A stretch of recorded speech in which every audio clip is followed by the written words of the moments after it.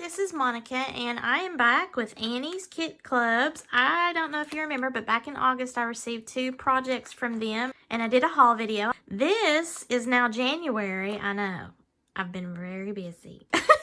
But this has got garnet in it, which is the birthstone for January. And I'm participating in a crafting collab with a new friend, Angela, with Pirate Pretties Jewelry Challenge. And I'll put her link below in my description. But she has something different every month. And if you've seen my previous video, then you know that I'm starting to participate in more crafty collabs types of things as far as 2022. That's one of my goals, to thrive. Wink, wink. Check that video out. Her challenge for January 2022 was for the Garnet Birthstone, and that is for January. That falls in line with my other Birthstone series playlist that I have, because I have done a video on the garnet for the month of January. So be sure to check out my playlist. I'll put a slide in and link it so that you can check those out. Now, last year when I started my Birthstone series, things just got wild and crazy, and I wasn't able to complete it as of the diamond for April forward, so that's another goal that I have for 2022. But we're talking garnet right now. We're back around to another January. You know, time flies when you get older. I'm just going to tell you that right now. If you're young and you're thinking, oh, how bored am I? Well, just wait. It'll catch up. So we're going to be making earrings today. Now, I'm probably just going to go ahead and do the whole ensemble that I see here with this kit. I don't have to make it exactly like this kit, so if once I open this up and I want to kind of tweak it a little bit, maybe I'll do that. But she's got garnet, gold, and earrings as the things that we're doing for the challenge. Let this be the kickoff for my first entry into Angela's Pirate Pretties Jewelry Challenge, and I'll have that hashtag so that if you are interested in seeing any of the other people that are involved with that, just use that hashtag and you should see their videos pop up as well. So let me open this up. Okay, so there is my picture as I go by, and then look, you open it up and there's the instructions. Wow, that's cool. Okay, so this is apparently what we're going to have here. Gives you instructions on how to do your linking. And this is faceted garnets that's going to be in the kit, along with a lot of this gold looking metal and all of the little components that we have here to put this together. So this is really cool that they have everything together in your kit and the instructions. You can also check out additional information at their website and go to annieskitclubs hashtag to see even more cool stuff. So really excited about that. I do have a video tutorial on this kit, so that is something else that's really cool if you want to join the Annie's jewelry making kit. I think it's Annie's Simply Beads kit of the month club. Yeah, so this doesn't have any kind of garnet on the earring, so I'll be jazzing that up, and I think I've already got an idea. And this is all, whoops, all trayed out. Wow, this is cool. So I can just keep everything all together right here if I want to in this little plastic tray. All right, so here's an up close and personal of everything that's in those little baggies. I like the pendants. So all of these findings are in gold, as well as the pendants that have kind of a hammered look, and the chain. And there's the garnet right there. And I will be making individual links in order to create the necklace. So if you want to join that, you'll get something like this every month. It'll be a different project. You'll have all the instructions, and then if you still have a hiccup on something, a technique or whatever, check out their video for the tutorial on the kit that you have. So it's just like going to a class, but then you have your own personal one-on-one instructions as well as the videos. And these are beautiful faceted garnet. Let's see if I can show you. Look how pretty. Very nice. They're a deep, deep red, almost blackish red. This is kind of a little bit lighter. You can see the red in that.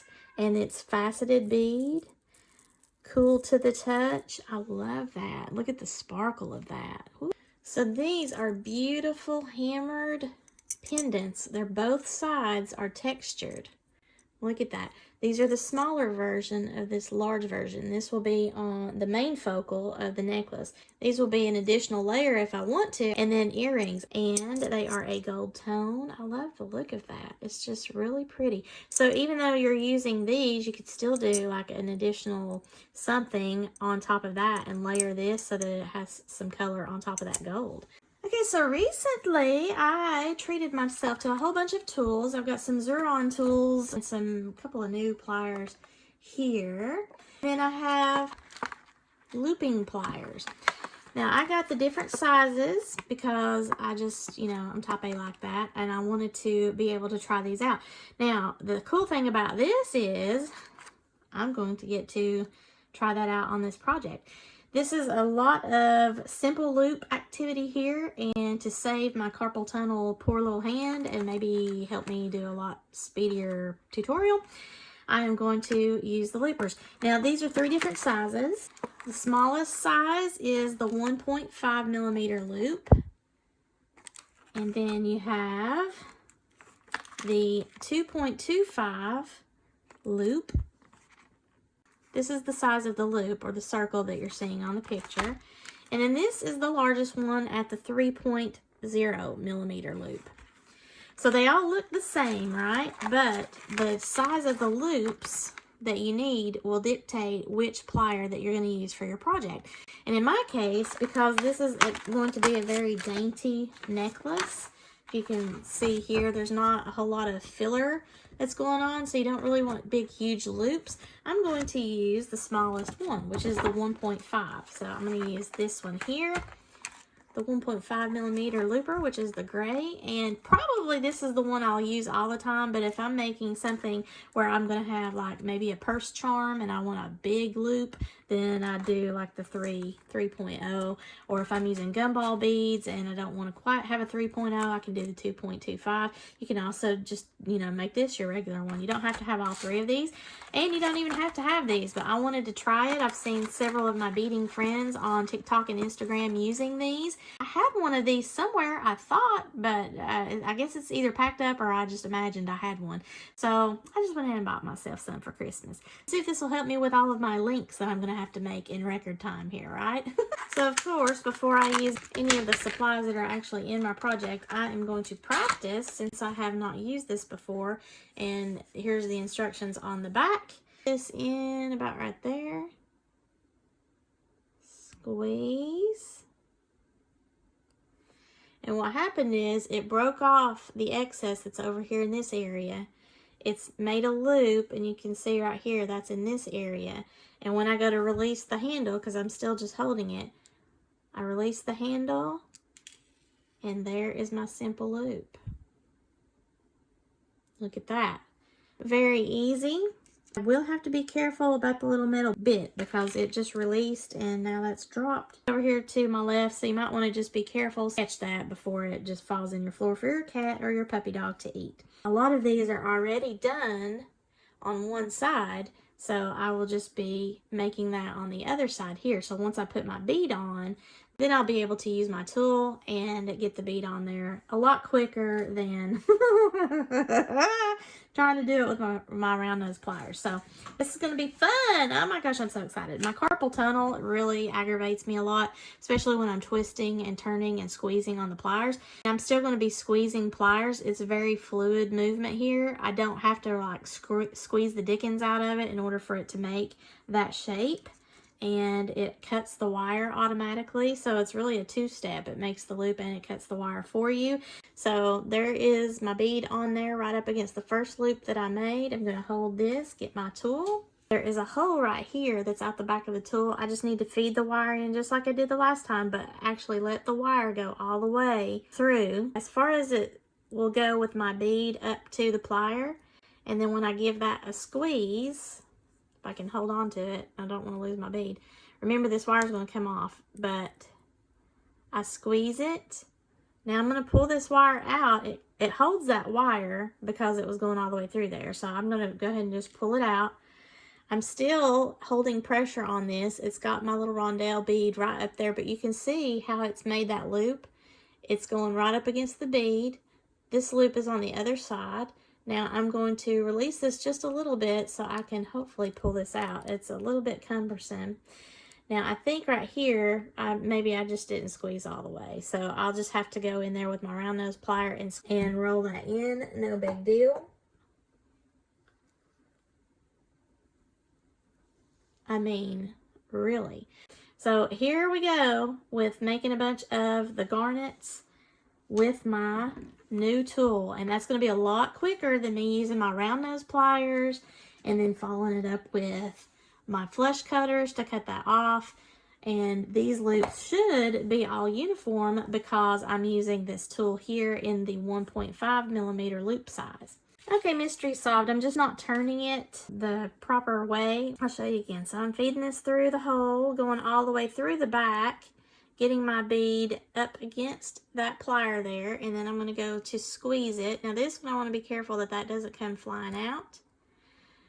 Now I'm squeezing it, yes, but I'm going to release and turn the bead back just a hair, and then I'm going to take that and squeeze once more, and it will continue to close that loop in much better than I did previously, and you can see that it's perfect. And depending on how you're making your loops is the way that you want to feed the wire into your plier as you're holding it.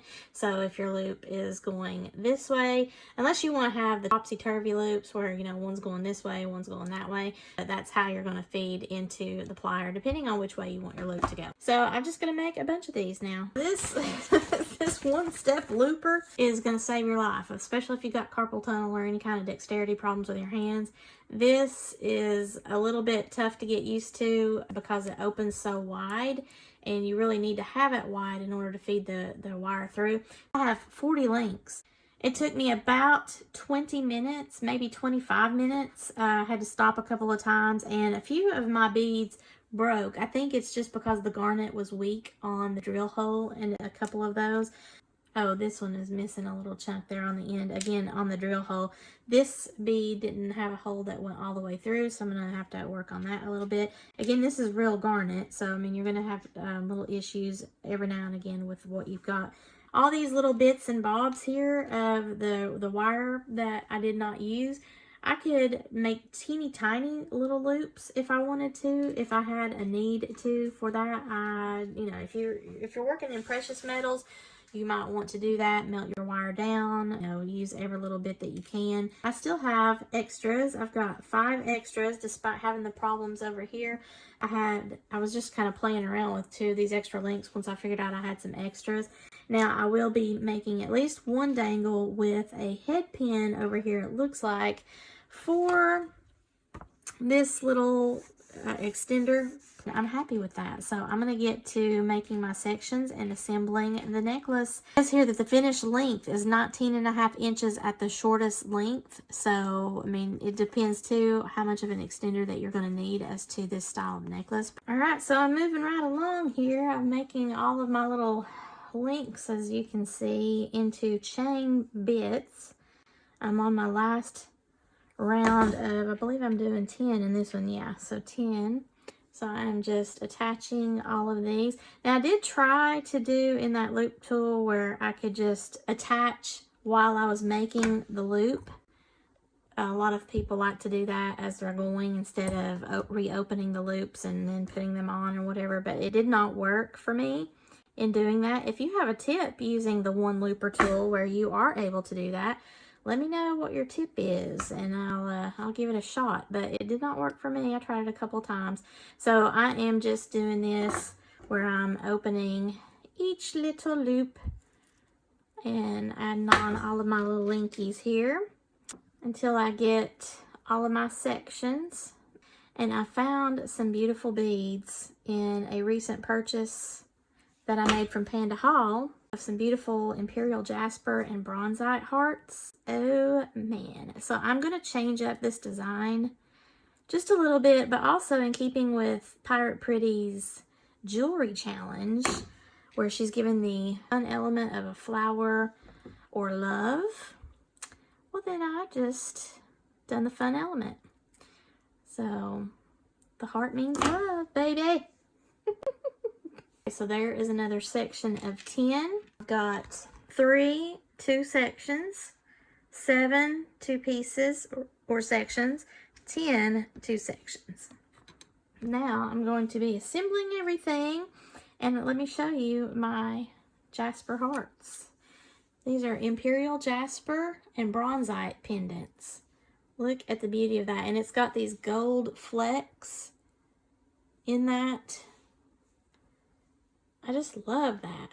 So I'm thinking what I'm going to do is put a dangle on top of this beautiful hammered pendant. I think that would look beautiful. I don't have to glue it. I can just attach it with the jump rings. And then here, these are a little bit smaller than the hearts. So I don't know if I'll do that as an earring, because I think that might be too heavy to do as an earring. I don't know. We'll have to see how it is. So I am trying to cut lengths of this chain, and as you can see, this is teeny tiny little chain, right? So a tip for you is to use a little piece of metal. I'm just using one of the eye pins that was left, and measure out at least one section. This is 4.5 inches of chain here. Then put the rest of the chain on and go down through here until you can find the matched up point of your other piece of chain to the 4.5 inches. And I would mark that with a little head pin there. So there we are. I got it. And then that is where I will need to make my cut, the link right after where it's on the bar here. So now I've got the 2 bits that are the 4.5 inches. I'm going to have to do another 2 bits that are 8 inches. So I'm going to do it just like that process. And then I'll have all of the lengths of chain that I need to move forward with the rest of my necklace.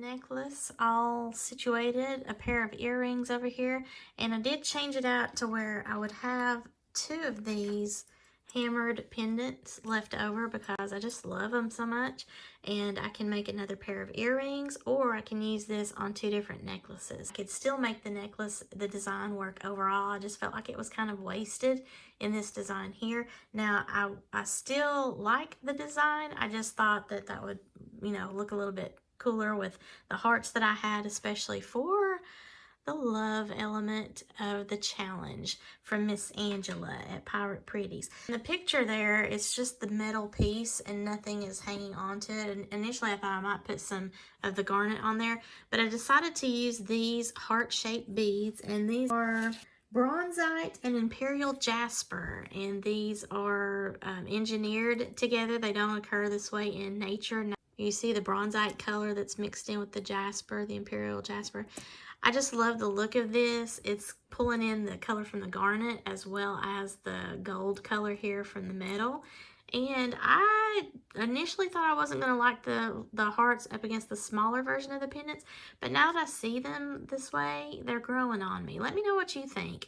They're not as large as the pendant, but it pulls it together, and I just felt like the metal, it just needed something. I like the hearts on here. I think it looks really cute with the necklace. There is the pendant. Now this is the larger hammered metal pendant, and I just put the same Imperial Jasper Bronzite mix heart on top of that metal, and then these are all of the little garnet beads. Once I put this together, I will have to say I saw some irregularities in the different garnet beads. Some are really smaller than the others. You've got some that even go down like this one. I would say this one is probably a 5mm bead, where this one up here is closer to almost a 7. Well, it's definitely a 7mm, but maybe even closer to an 8mm. So it makes your chain a little bit askew somewhat, even though the handy dandy tool that I have was making the same loops every time. this is something that I kind of felt was a little bit of a design flaw. I would have liked for the garnet beads to be a little bit more uniform, but they still make a very pretty necklace. Decided I wanted to put some heart pendants up here rather than all of these metal pendants that you saw in the design on the example. And I think this really looks pretty that way because it pulls in this that I added here.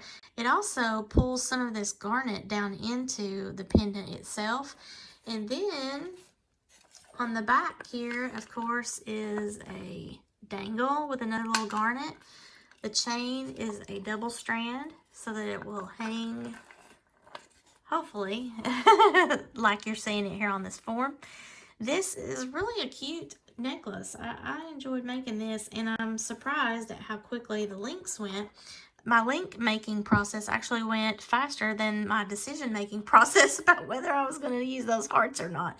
So I don't know. You let me know. Do you like the hearts that I added, or would you have preferred it to be just like the design there? And again, you can see her earrings. It's just the little metal pendant. There's no garnet on there.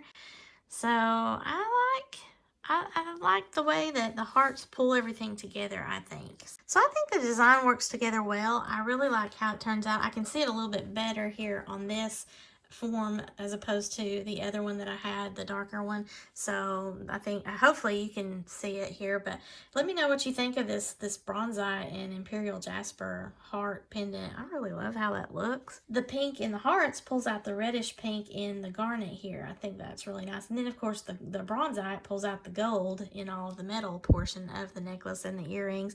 So I think that's really pretty.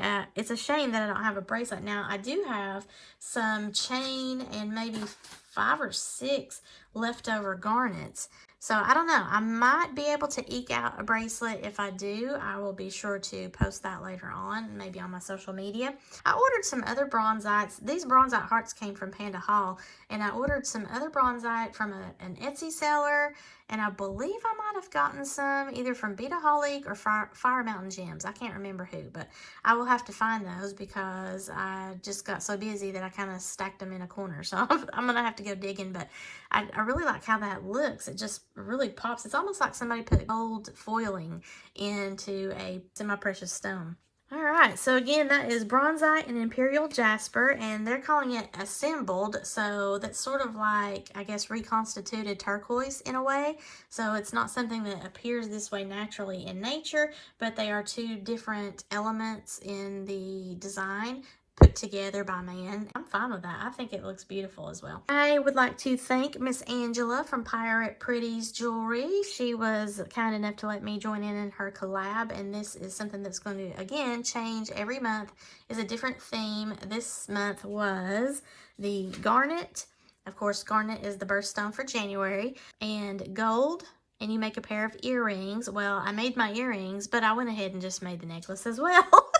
Because, you know, why not?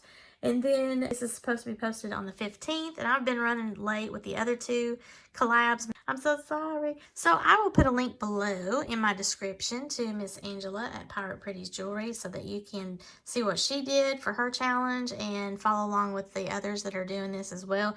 It is going to be hashtag Pretties Jewelry Challenge. So if you just type that hashtag in wherever you may be, especially here on YouTube because that's where we're posting videos, then all of us should pop up, hopefully. And if not, go check out Angela's video herself, and then you can kind of follow follow along, because I'm sure we're all going to be commenting on her video. But anyway, we really appreciate the support. I'm excited to challenge myself every month in different colors and themes and things like that.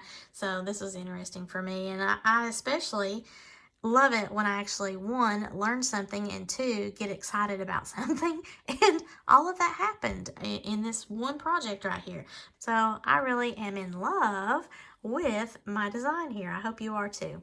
If you like this video and my project, please give me a thumbs up. Leave below in the comments. Do you like it this way, or do you prefer it the way that it was in the design? If you would please share this with any of your jewelry making friends that might be interested in Annie's Simply Beads Kit of the Month Club via the Annie's Kit Clubs, or the Pirate Pretties Jewelry Challenge, then please be sure to share my video and let them know about it. I would appreciate your support in that. If you've not already done so, please subscribe to my channel. And as always, thank you so much for watching and have a sparkle-rific day, y'all. Bye!